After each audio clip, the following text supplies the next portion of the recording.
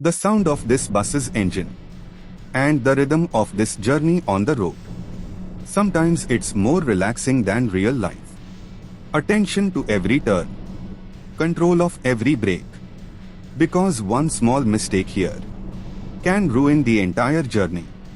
You must be noticing how the speed is being maintained, that all passengers are safe, and that every traffic rule is being followed.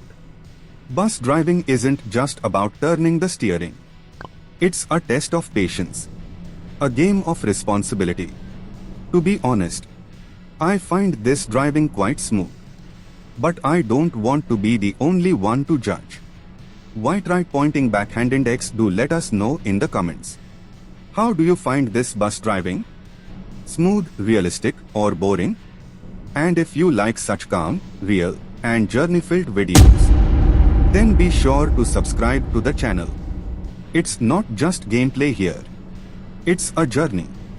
Like the video, subscribe to the channel, and be sure to comment. One of your own the line motivates me for the next trip.